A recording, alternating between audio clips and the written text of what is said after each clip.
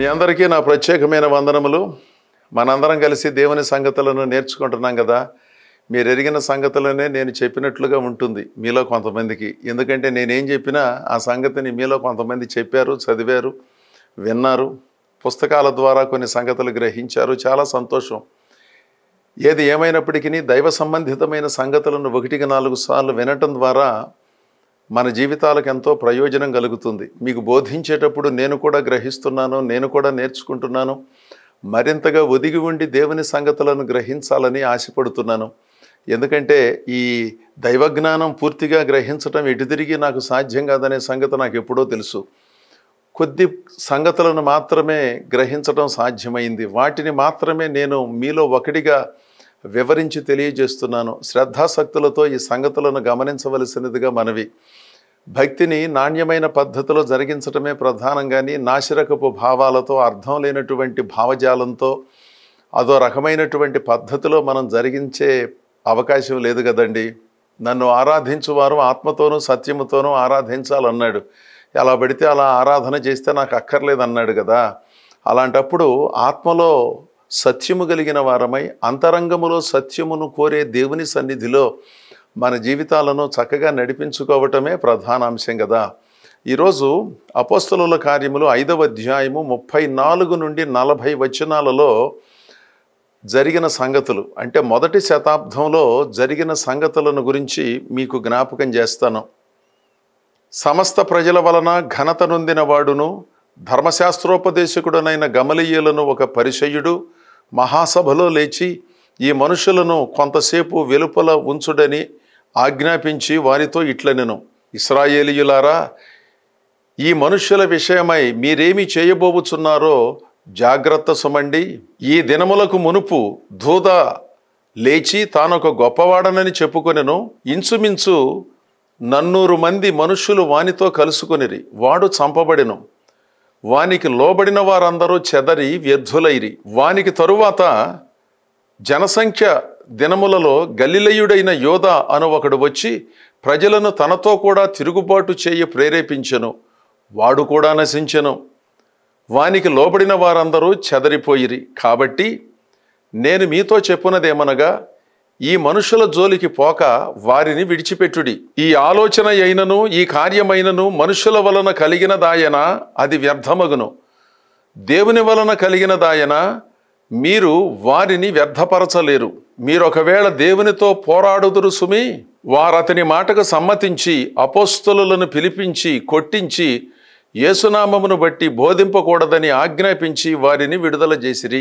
ఇక్కడ గమలీయేలు అనే ధర్మశాస్త్రోపదేశకుడు పరిసయ్యుడు. ఇతడు పౌలు భక్తునికి విద్య నేర్పించాడు. పౌలు సౌలుగా ఉన్నప్పుడు, అంటే ప్రభువుని విశ్వసించక ముందు ధర్మశాస్త్రాన్ని ఈ గమలీయేలు పాదముల దగ్గరే నేర్చుకున్నాడు. ఆ సంగతి అపోస్తలుల కార్యములు 23వ అధ్యాయము 13వ వచనములో ఉంటుంది. ఈ సందర్భంలో ఈ గమలీయేలు ఎవరి గురించి మాట్లాడుతున్నాడు అంటే, పేతురును అపోస్తలులలో కొంతమంది తీవ్రమైనటువంటి ప్రతికూల పరిస్థితులను ఎదుర్కొంటున్నారు. ఆ మొదటి శతాబ్దం ఆరంభంలో యేసుప్రభు పునరుద్ధానుడైన తర్వాత శిష్యులు దేవుని ప్రేమ సువార్తను ప్రకటించేటప్పుడు అక్కడ ఉన్నటువంటి సద్దూకయ్యులు, పరిసయ్యులలో కొంతమంది అధికారులు అడ్డు వచ్చి మీరు దీనిని చెప్పటానికి వీల్లేదు అని చెప్పారు.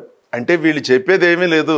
యేసు ప్రభువులో ఉన్న ప్రేమ మంచితనాన్ని గురించి చెబితే ఆ రోజుల్లో కొంతమందికి ఇష్టం లేదు, చాలామందికి ఇష్టం ఉంది.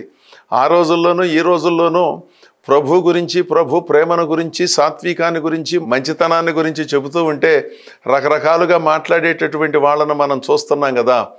దేవునికి కూడా జాతీయతను ఆపాదించగలిగిన స్థాయికి కొంతమంది చేరుకున్నారు అంటే వారి ఆలోచన విధానం ఏమిటో కొన్నిసార్లు మనకు అర్థం కాదు. మనుషులకు జాతీయత ఉంటుంది కానీ దేవునికి జాతీయత ఉంటుందండి. దేవుడు అనే శబ్దము అపరిమితమైనది కదా. అసలు దేవుడు అనే ఆ శబ్దానికి ఉన్న నిర్వచనాన్ని అర్థం చేసుకుంటే స్వదేశీ దేవుడు, విదేశీ దేవుడు అనే శబ్దాలను మనం ఏ విధంగానూ పలకటానికి అవకాశం లేదు కదా. దేవుడు అనే శబ్దము సర్వప్రపంచమును వ్యాపించి ఉన్నది కదా.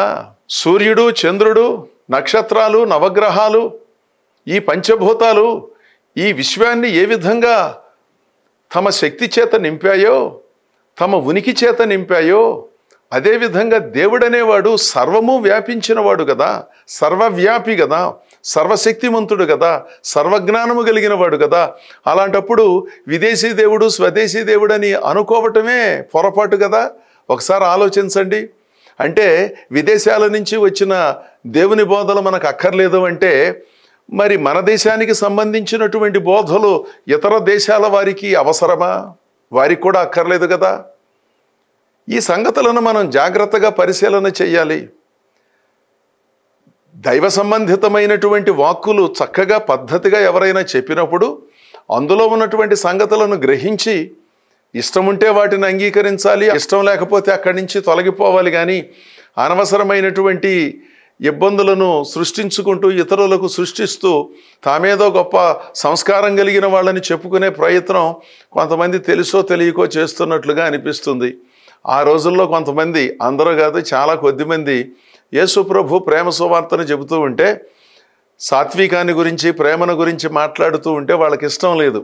ఎంతసేపు దుర్మార్గమైనటువంటి కబుర్లు, దేశాన్ని దోచుకునే కబుర్లు, ప్రక్క వాళ్ళను అన్యాయం చేసే కబుర్లు, నైతిక అధర్మంగా ప్రవర్తించే కబుర్లు, ఏ విధంగా అర్థం లేని జీవితాలను జీవించాలో, దారి తప్పిన జీవితాలను జీవించాలో అలాంటి సంగతులకు సంబంధించిన కబుర్లు ఎవరైనా చెబితే వాళ్ళ చుట్టూ చేరటం, వాళ్ళను స్నేహితులుగా మరి అనుకోవటం, వాళ్ళ దగ్గరికి వెళ్ళటం, వాటి కొరకు డబ్బులు ఖర్చు పెట్టడం జరుగుతుంది. కానీ కాస్త ప్రపంచాన్ని ఉద్ధరించే మాటలు ఎవరు చెప్పినా, మంచి మాటలు ఎవరు చెప్పినా వాళ్ళను పట్టించుకునే వాళ్ళు ఉండరు కదండి. పనికిమాలిన మాటలు, బూతులు, గందరగోళం సృష్టించేవాళ్ళు, సమాజానికి నష్టాన్ని కలిగించేవాళ్ళు, పరులను దోచుకునేవాళ్ళు, ఇలాంటి అసాంఘికమైన కార్యక్రమాలను జరిగించే వారికి ఎంత ప్రోత్సాహమో ఎంత గౌరవమో. సాత్వికముతో ప్రేమతో పద్ధతిని సంస్కారాన్ని ఎంతోమంది పెద్దలు నేర్పిస్తున్నారు, ఉపాధ్యాయులు నేర్పిస్తున్నారు. వాళ్ళని ఎంతగా గౌరవిస్తున్నారండి కొంతమంది విద్యార్థులు. గౌరవించి విద్య నేర్చుకునే వాళ్ళు ఉన్నారు. వారిని బట్టి మనం సంతోషించాలి. కానీ రోజు రోజుకి పరిస్థితులు మారిపోతూ ఉంటే విజ్ఞానాన్ని అందించే ఉపాధ్యాయులను పట్టించుకోకుండా అగౌరవపరుస్తూ వాళ్ళను తక్కువ చేసి మాట్లాడుతూ రకరకాలుగా వ్యవహరించే విద్యార్థులు అధికమవుతూ ఉన్న రోజుల్లో మనం ఉన్నాం కదా. అది ఎంత తప్పండి. విద్యను నేర్పించే పెద్దలను కానీ, సమాజాన్ని కాపాడే పెద్దలను కానీ, సమాజానికి రక్షణ కల్పించే రక్షణ భటులను కానీ, అధికారులను కానీ, రకరకాలైనటువంటి బాధ్యతలలో ఉన్నటువంటి వారిని ఏ విధంగా గౌరవించుకోవాలో తెలియని పరిస్థితులు. ఒకవేళ అక్కడక్కడ కొన్నిసార్లు కొంతమంది అదుపు తప్పి ప్రవర్తించినా అందరి అధికారులు అలాగే ఉన్నారు, అందరూ అలాగే దుర్మార్గమైన ప్రవర్తనలో ఉన్నారని భావించడానికి వీల్లేదు కదా. అక్కడక్కడ కొన్ని పరిస్థితులు ఉన్నమాట నిజం. వాళ్ళు ఎందుకున్నారో ఏంటో వాళ్లే పరిశీలన చేసుకోవాలి. ప్రజలకు సేవకులుగా ఉన్నప్పుడు ఆ సేవ ధర్మాన్ని ఏ విధంగా జరిగించాలో అలాంటి వాళ్ళు తెలుసుకోవాలి. కానీ యోగ్యమైన సత్ప్రవర్తన కలిగి ₹1 ఆశించకుండా ఉద్యోగ వ్యాపార వ్యవహారములను జరిగించే మంచి వాళ్ళు చాలామంది ఉన్నారు కదా. వాళ్ళను గౌరవించుకోవాలి. వాళ్ళ వల్లనే సమాజం ఈ విధంగానైనా ఉంది. అందరూ చెడ్డవాళ్ళు, అందరూ పనికి మాలిన వాళ్ళైతే ఇదిగో ఈరోజు ఈ దేశంలో ఉన్నటువంటి ఈ సమాధానము, ఈ సౌఖ్యము కూడా ఉండేది కాదుగా. కాకపోతే రోజు రోజుకి పరిస్థితులు మారిపోయి రకరకాలైనటువంటి సంస్కృతి సంప్రదాయాలు వచ్చి ఈ ప్రసార మాధ్యమాల ద్వారా ఆకర్షణలు పెరిగిపోయి పెద్దలను గౌరవించటం లేదు, తల్లిదండ్రులను గౌరవించటం లేదు, అధికారులను గౌరవించటం లేదు, అసలు ఆలోచించటమే తెలియనటువంటి పరిస్థితులు అధికమవుతున్నాయా అనిపిస్తుంది. అక్కడక్కడ ఎంతో కుదురు కలిగిన సంస్కారం కలిగినటువంటి వాళ్ళు చాలామంది ఉన్నారు. ఎప్పుడైతే అపోస్తలులు పేతురు ఈ ప్రేమ సువార్తను ప్రకటిస్తున్నారో అక్కడున్న కొంతమందికి ఇష్టం లేక వాళ్ళను పట్టుకుని కారాగారంలో వేయించారు. తప్పులు చేసిన వాళ్ళు కారాగారంలో ఉండాలి, కానీ తప్పు చేయని వాళ్ళు నేరారోపణ చేయబడి సరి అయినటువంటి రుజువులు వారికి లేనందున, ధర్మశాస్త్రాలలో వారిని విడిపించడానికి పరిస్థితులు కలిసి రానందున కొన్నిసార్లు కొన్ని ఇబ్బందులు ఎదురవుతూ ఉన్న సంగతి మనందరికీ తెలుసు.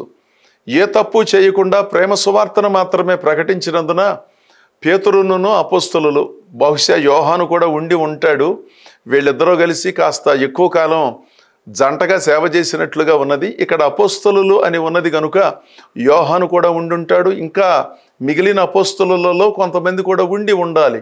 వాళ్ళను పట్టుకుని జైల్లో వేశారు. దేవుని దూత వచ్చి అద్భుతంగా విడిపించాడు. విడిపించిన తర్వాత వారు తెల్లవారి దేవాలయంలో అద్భుతంగా దేవుని సంగతులను బోధిస్తున్నారు.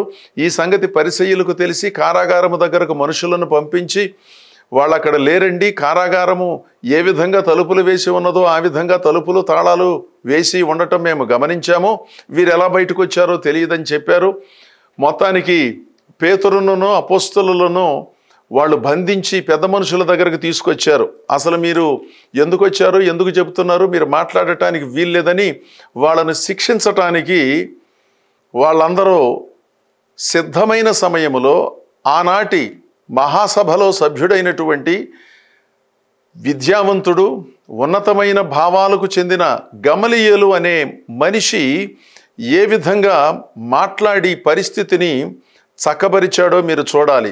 సమస్త ప్రజల వలన ఘనత నొందినవాడు అంటే అందరి చేత గుర్తింపబడినవాడు, ఘనత నొందినవాడు, ధర్మశాస్త్రోపదేశకుడైన గమలీయేలును ఒక పరిసయ్యుడు మహాసభలో లేచి ఇలా అన్నాడు, ఈ మనుషులను కొంతసేపు వెలుపల ఉంచినట్లయితే నేను కొన్ని సంగతులను మీతో మాట్లాడతాను. ఈ మనుషుల విషయమై మీరేమి చేయబోతున్నారో జాగ్రత్త సుమండి. ఎవరిని పడితే వారిని బంధించటం అధికారం ఉన్నది కదా అని అర్థం లేనటువంటి నిర్ణయాలు చేయటం మంచిది కాదండి అని చెప్పాడు. సమస్త జనుల వలన ఘనత పొందినటువంటి వాడు, ధర్మశాస్త్రోపదేశకుడు, ప్రత్యేకించబడినవాడు అంటే చాలా ఉన్నత భావ సంస్కారాలకు చెందిన మనిషి. మీరేంటో అనుకుంటున్నారు, మీ దగ్గర బలం ఉన్నది కదా, మీ దగ్గర సొమ్ములు ఉన్నాయి కదా, మీ దగ్గర అధికారం ఉన్నది కదా, ఏం చేసినా అడిగేవాళ్ళు లేరనేటటువంటి పద్ధతిలో అసలు అటువైపున ఉన్నటువంటి వారి శక్తి సామర్థ్యాలను, వారు సేవించే దేవుని అంచనా వేయకుండా ఏ మాట పడితే ఆ మాట మాట్లాడుతూ అదో రకమైనటువంటి ఆనందాన్ని పొందుకుంటున్నారు. మీరు జాగ్రత్తగా ఈ సంగతులను ఆలోచించవలసిన విషయం ఉన్నదండి అని చెప్పాడు. చెప్పి కొన్ని ఉదాహరణలు కూడా చెప్పాడు. ఏంటంటే ఈ రోజుల్లోనే, ఈ మధ్యకాలంలోనే దోద అనే ఒక మనిషి గొప్పవాడనని తనంతట తాను చాటుకుని 400 మందితో కలిసి అనవసరమైనటువంటి ఉద్యమాన్ని లేపాడు. ఆ దోద అనేవాడు చెప్పింది ఏంటంటే నేనే మెస్సియాని అన్నాడు. రకరకాలుగా దైవాంశ సంభూతుడుగా తనను తాను అభివర్ణించుకున్నాడు. ఒక 400 మంది చేరారు. ఏముందండి, ఇలాంటి కబుర్లు చెబితే ఎవరో ఒకళ్ళు చేరతారు కదా. మంచి చుట్టూ చేరటం కంటే పనికి మాలిన సంగతుల చుట్టూ చేరే వాళ్ళ సంఖ్య అధికంగా మీ ఊళ్ళోనైనా మా ఊళ్ళోనైనా. ఒక మంచి మాటలు చెప్పేవాడి స్నేహం దగ్గరికి ఎవరో రారు. తాగుబోతుల చుట్టూ, తిరుగుబోతుల చుట్టూ, దుర్మార్గాలు చేసేవాళ్ళ చుట్టూ అసలు ఎంతమంది స్నేహితులో వాళ్ళకి ఎన్ని విరాళాలు వస్తాయో. ఓ మంచి పని చేసేవాడి దగ్గరకు ఒక్కళ్ళు కూడా రాడు. వాళ్ళకి ఏదో ఒక విధంగా ఒక ముద్ర వేసి వాళ్ళను దూరంగా ఉంచే పద్ధతి. ఈ దూద అనే మనిషి 400 మందిని ఆకర్షించాడు. నేనే మెస్సియాను, నేనే విమోచకుణ్ణి, నేనే రక్షకుణ్ణి అన్నట్టుగా చెప్పుకుంటా లేచాడంట. ఆ రోజుల్లో ఆ 400 మందితో ఒక విచిత్రమైన ఉద్యమం చేసి మాకు ఎదురు లేదు తిరుగులేదు అనుకున్నారు. ఏమైందో ఏంటో వాళ్ళల్లో వాళ్ళే అతనిని చంపేశారు. ఆ తర్వాత మిగిలిన వాళ్ళందరూ వ్యర్థులయ్యారు. అంటే అతనిని అనుసరించిన వాళ్ళందరూ అటు ఇటు కాకుండా పోయారన్నమాట. ఇంకొక ఉదాహరణ కూడా చెప్పాడు 37వ వచనములో. ఆ తర్వాత జనసంఖ్య రోజులలో గలిలయుడైన యోధా అను ఒకడు వచ్చి ప్రజలను తనతో కూడా తిరుగుబాటు చేయ ప్రేరేపించెను. అతడు కూడా నశించెను, ఆయనను వెంబడించిన వారు కూడా వ్యర్థులైరి. యోధా అనేటటువంటి ఇతడు జలోతి ఉద్యమానికి సంబంధించిన వాడు. జలోతి ఉద్యమము అంటే ఉగ్రవాదులు అనుకోండి. ఆనాటి రోమా సామ్రాజ్యాన్ని పతనం చేసి ప్రజాపాలనను కొనసాగించడానికి జలోతీయులు అనబడినటువంటి కొంతమంది ఉద్యమకారులు బయలుదేరి కొంత ఇబ్బందులను సృష్టించారు. ఆ ఉద్యమానికి చెందినవాడు యోధా అనేటటువంటి వాడు. ఆనాటి ప్రభుత్వాలపైన, ప్రజలపైన తిరుగుబాటు చేసి నాకు ఎదురు లేదు తిరుగులేదు, నేనేం మాట్లాడినా చెల్లుబాటు అయిపోతుంది, నా వెనుక చాలామంది ప్రజలు ఉన్నారు, నేను చెప్పినప్పుడు అందరూ అభినందిస్తున్నారు, నవ్వుతున్నారు, చప్పట్లు కొడుతున్నారు, ఇంకా చెప్పు ఇంకా చెప్పు అని అడుగుతున్నారని అనుకుని తనలో తాను తన స్థాయిని తాను ఎక్కువగా ఊహించుకొని అదో రకమైనటువంటి మానసిక స్థితిలో చెలరేగిపోయి చివరకు చంపబడ్డాడు. దోదా అలాగే చంపబడ్డాడు, యోధా అలాగే చంపబడ్డాడు. ఆ సంగతి మీలో చాలామందికి తెలుసు.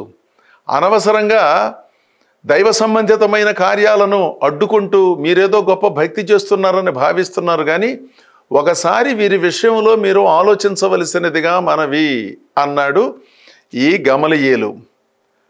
ఆ తర్వాత మీరు గమనించినట్లయితే 38వ వచనములో, కాబట్టి నేను మీతో చెప్పున్నదేమనగా ఈ మనుషుల జోలికి పోక వారిని విడిచిపెట్టుడి. ఈ ఆలోచన అయినను ఈ కార్యమైనను మనుషుల వలన కలిగినదాయన అది వ్యర్థమగును, దేవుని వలన కలిగినదాయన మీరు వారిని వ్యర్థపరచలేరు. ఒకవేళ మీరు అనుకున్నట్లుగా ఈ పేతురు అపోస్తలులు వాళ్ళ సొంత మాటలు చెప్పుకుంటున్నారు, ప్రజలను ఆకర్షిస్తున్నారు, ఇది దేవుని మాట కాదు వీళ్ళ మాట అని ఒకవేళ మీరు భావిస్తున్నారు, అదే నిజమైతే వారు వ్యర్థమైపోతారు. అది దేవుని వలన కలిగినట్లయితే వారిని మీరు వ్యర్థపరచలేరు, వాళ్ళను మీరు ఏ విధంగానూ ఆపలేరు, వాళ్ళను మీరు ఏ విధంగానూ బంధించలేరు అని చెప్పిన తర్వాత ఒక మాట చెప్పాడు, మీరొకవేళ దేవునితో పోరాడుదురు సుమి. వారతని మాటకు సమ్మతించి అపోస్తలులను పిలిచి అక్కడి నుంచి పంపించేశారు. ఇక్కడ చూడండి, మనం గమనించవలసిన సంగతి, గమలీయేలు బాగా చదువుకున్నాడు, అందరి చేత మన్ననలు పొందినటువంటి వాడు, పౌలనే సౌలుకు అద్భుతముగా ధర్మశాస్త్రాన్ని బోధించినటువంటి నిపుణుడు, కాస్త సామాజిక స్పృహ కలిగిన వాడు, పెద్ద మనిషి. పెద్ద మనుషులంటే వీళ్ళండి. కుటుంబంలో కానీ సమాజంలో కానీ సంఘములో కానీ పెద్ద మనుషులంటే వీళ్ళు. సమస్యను ఆధారం చేసుకుని రెచ్చగొట్టి అర్థం లేనటువంటి కార్యక్రమాలను జరిపించే వాళ్ళు ఎప్పుడూ కూడా పెద్ద మనుషులు కారు. ఈ పెద్ద మనిషి వచ్చి చెప్పాడు, మీకు తెలియదా ధోదా అనేవాడు ఎంత గందరగోళం సృష్టించాడు 400 మందితో, నేనే దేవుణ్ణని చెప్పుకున్నాడు, ఏమైపోయాడు? అది మనుషుల వలన కలిగినది కనుక అతడు అంతరించిపోయాడు. మీరు నేను ఏం చేయలేదు కదా. ఆ తర్వాత ఉగ్రవాద ఉద్యమానికి చెందిన యోధా ఏమయ్యాడు? తనంతట తాను అంతరించిపోయాడు. ఎవరు ఏం చేయలేదు కదా. ఒకవేళ పేతురు అపోస్తలులు వాళ్ళంతట వాళ్ళు ఏదైనా చేస్తున్నారు అనుకోండి, దేవుని పేరుతో వాళ్లే అంతమైపోతారు. ఒకవేళ వారు దేవుని సేవలో ముందుకు సాగినట్లయితే దేవుని పైన తిరుగుబాటు చేసిన వాళ్ళు అవుతారు సుమి. దేవునితో పోరాడి గెలవటం మనిషికి సాధ్యం కాదు. ఈ సంగతి మీరు ఆలోచించాలి. దేవుని ప్రజలారా, ఇదెంతో వాస్తవం కదా. ఒకవేళ మనుషులు విచిత్రంగా వెర్రిగా అదో రకమైనటువంటి పద్ధతిలో ఏదైనా చేస్తే అది వ్యర్థమైనటువంటి పని. దాని గురించి మీరు నేను చెప్పుకోవలసిన పని లేదు కదా. ఎందుకంటే వాళ్ళు చేసిన దానికి ప్రతిఫలాన్ని అనుభవిస్తారు. ఒకవేళ దేవుని వలన కలిగిన దానిని మనుషులు ఆపే ప్రయత్నం చేస్తే దేవునితో పోరాడి గెలవటం సాధ్యం కాదుగా. ఈ సంగతిని మనందరం ఆలోచన చేయాలి. ఏదో మనం మాట్లాడగలుగుతున్నాం, మనం చాలా దారుణంగా మాట్లాడగలుగుతున్నాం, అసలు మనకు ఎదురు చెప్పేవాళ్ళు ఎవరో లేరు, మనల్ని అడ్డుకునే వాళ్ళు ఎవరో లేరని మనకున్నటువంటి కొన్ని ఆలోచనలను బట్టి అదో రకమైనటువంటి ప్రవర్తనలో ఉన్నట్లయితే దైవ సంబంధితమైన సంగతులకు ఎదురాడేవారు, పోరాడేవారు పరిశీలించుకోవలసిన అవసరం ఉన్నది కదా. ప్రమాదాన్ని మనం కొని తెచ్చుకోవలసిన అవసరం లేదు కదండి. ఒకవేళ ఎవరినైతే వారు ఎదుర్కొంటున్నారో అది వారి సొంత బోధ అనుకోండి, వారి సొంత భక్తి అనుకోండి, ప్రజలను మాయ చేసే భక్తి అనుకోండి, వాళ్ళంతటా వాళ్ళే ధ్వంసం అయిపోతారు. ఎవరో వారిని ధ్వంసం చేయనక్కర్లేదు. దోదాను ఎవరూ ధ్వంసం చేయలేదు, యోధాను ఎవరూ ధ్వంసం చేయలేదు. వాళ్ళంతటా వాళ్ళే ధ్వంసం అయిపోయారు. వాళ్ళేదో చాలా గొప్పవాళ్ళము, మేధావులము, మాకు వాళ్ళున్నారు వీళ్ళున్నారు, వాళ్ళ అండుంది వీళ్ళ అండుందని చెప్పుకుని దాడి చేసి వాళ్ళంతటా వాళ్ళే కనుమరుగైపోయారు కదా. పేతురును అపోస్తలులు కూడా అలాంటి వాళ్ళైతే వాళ్ళంతటా వాళ్ళే కనుమరుగైపోతారు. ఒకవేళ వారు దేవుని ప్రతినిధులైతే మీరు దేవునితో పోరాడిన వాళ్ళు అవుతారు. మహాసభలో ఉన్న సభ్యులారా, అధికారులారా, పెద్దలారా ఆలోచన చెయ్యండి అని గమలీయేలు అద్భుతంగా అందరి ముందు లేచి నిలబడి మాట్లాడితే, మీరు చెప్పినది కొంచెం సబబుగా ఉన్నదండి, మీరు చెప్పినట్లుగా చేస్తామన్నారు. కాస్త చెప్పినప్పుడు వినే చెవులున్న పెద్దలు అన్నమాట అండి వాళ్ళు. ఎవరు చెప్పినా వినకుండా అన్నీ నాకే తెలుసు, అంతా నాకే తెలుసు, నేనేం చేసినా అడిగేవాళ్ళు లేరని కొంతమంది అదో రకమైనటువంటి భావనలో ఉంటారు. అది సరి అయినటువంటిది కాదు కదా. వాళ్ళకు తెలిసిన సంగతులు చాలా ఉన్నాయి. చాలామంది కంటే వాళ్ళకి చాలా సంగతులు తెలుసనే మాట నిజమే, కానీ సర్వము గ్రహించిన వాళ్ళు కాదు కదా. ఎక్కడో ఒక మాటను పట్టుకుని, ఎక్కడో ఒక వచనాన్ని పట్టుకుని ఆ సందర్భంలో నుంచి బయటకు తీసి ఆనాటి సంస్కృతి సంప్రదాయాలు ఎలా ఉన్నాయోననే సంగతి కనీసంగా ఆలోచించకుండా, ఆనాటి నాగరికతను గురించి ఆలోచించకుండా, ఆనాటి సంస్కారాలను గురించి ఆలోచించకుండా ప్రస్తుతం ఉన్నటువంటి భావనతో ఒక వచనమో 2 వచనాలు బయటకు తీసి అసలు ఎలా ఎందుకున్నది, ఎలా ఎందుకు రాయబడిందని చెప్పి అదో రకమైనటువంటి ఆవేశముతో స్పందించి దైవ సంబంధితమైన సంగతులను గలిబిలిగా అర్థం చేసుకుంటున్నారు. దేవుని ప్రజలారా, మనం గమనించవలసింది ఏంటంటే, ఒకవేళ దేవుని పేరుతో దైవ విరుద్ధమైన కార్యక్రమాలు ఎవరైనా చేస్తే, అది క్రైస్తవులు చేసినా ఎవరు చేసినా వాళ్ళకేం జరగాలో అది జరుగుతుంది. అది దేవుని వలన జరిగితే దేవునితో మీరు పోరాడి గెలవలేరు అన్నాడు గమలీయేలు. ఈ సంగతిని కూడా గుర్తించండర్రా. మీరు జైల్లో వేయించగలరు కదా, మరి జైల్లో నుంచి వాళ్ళను బయటకు రప్పించింది ఎవరు? జైలు గోడలు బద్దలు కాలేదు, జైలు తలుపులు బద్దలు కాలేదు, జైలుకు వేసిన తాళాలు బద్దలైపోలేదు, అక్కడున్న ఏ సైనికుడు చనిపోలేదు. ఎవరు వారిని బయటికి తీసుకొచ్చారు? వాళ్ళ దేవుడు బయటకు తీసుకొచ్చాడు. మీరు ఆపగలిగారా? మరలా జైల్లో వేయిస్తారు, మరలా దేవుడు వాళ్ళను బయటకు తీసుకొస్తాడు. మీరు ఆపగలరా? సైన్యం ఆపగలదా? దేవునితో పోరాడి గెలవటం సాధ్యమవుతుందా? ఒకసారి మీరు ఆలోచించాలి అని జ్ఞానాన్ని బోధించాడు. ఇలాంటి జ్ఞానాన్ని బోధించే పెద్దల కుటుంబంలోనూ సమాజంలోనూ ఉండటం ఎంత దీవెన కలిగిస్తుందో కదా. ఆ మాటకు వాళ్ళందరూ సమ్మతించారు. మరోసారి నేను తెలియజేస్తున్నాను, ఒకవేళ ఈ భక్తి మనుషుల వలన కలిగినది, వీళ్ళేదో చేస్తున్నారు అని భావించినట్లయితే అది మనుషుల వలన కలిగినప్పుడు తత్సంబంధమైన ఫలితం వస్తుంది. అది దేవుని వలన కలిగినప్పుడు ఆ దేవుని శక్తిని, దేవుని సన్నిధిని ఆపటం ఎవరికీ సాధ్యం కాదు కదా. సూర్యుని నిలువరించటం ఎవరికీ సాధ్యం కాదు కదా. భూమి తిరగకుండా ఆపటం ఎవరికీ సాధ్యం కాదు కదా. ఈ పంచభూతాలలో వీస్తూ ఉన్న గాలి కానీ, అగ్ని కానీ, నీటిని కానీ, భూమిని కానీ, ఆకాశాన్ని కానీ నియంత్రించటం మన వల్ల కాదు కదా. అలాంటప్పుడు కాస్త సదవగాహనతో, సాత్వికంతో, మంచితనంతో ఆలోచించటమే ప్రధానమని ఈ సమయంలో నేను మనవి చేస్తున్నాను. మరొక వచనాన్ని చదువుకుందాం. సామెతల పుస్తకం 21వ అధ్యాయము 30వ వచనములో ఈ విధముగా ఉన్నది. యెహోవాకు విరోధమైన జ్ఞానమైనను వివేచన అయినను ఆలోచన అయినను నిలువదు. ఇది చాలా జాగ్రత్తగా గుర్తుపెట్టుకోవాలి. క్రీస్తు భక్తి చేసేవారైనా మరెవరైనప్పటికీ దేవునికి విరోధమైన జ్ఞానమైనను వివేచన అయినను ఆలోచన అయినను నిలువదు అని దేవుడే చెప్తున్నాడు తన భక్తుని ద్వారా.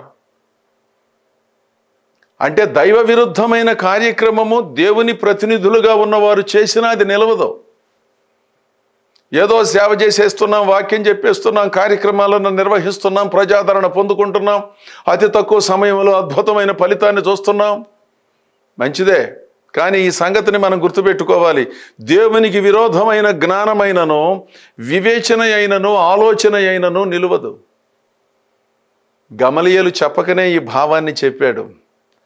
దేవుని ప్రజలారా, మనుషులు దేవుని ప్రతినిధులుగా సేవలు అందించవలసినదే కానీ వీళ్ళు దైవాంశ సంభూతులు కాలేదు, కానక్కర్లేదు, కాలేరు కూడాను. అందరూ దేవుని సేవకులే, విధేయులై దైవ సంబంధితమైన కార్యక్రమాలను జరిగించాలి. అలా జరిగించకుండా రకరకాలైనటువంటి పరిస్థితుల మధ్యలో మన జీవితాలను భక్తి పేరుతో కొనసాగించడానికి వీల్లేదు. గమలీయేలు పెద్ద మనిషిలాగా వ్యవహరించి అక్కడ జరిగిన సేవకు సహకరించాడు. సంఘాలలోనూ బయట దేవుని సేవలకు సహకరించండి. దేవుని మాట అయితే అది జరిగి తీరుతుంది, దేవుని మాట కాకపోతే అది జరగదు. ఆ సంగతులను అర్థం చేసుకుంటూ దేవునిగా సేవిస్తూ దేవునికి విధేయులమై ధైర్యముగా దేవునిలో ముందుకు సాగుదాం. దేవుడు మిమ్మలను మీ కుటుంబాలను బహుగా దీవించునుగాక. ఆమేన్.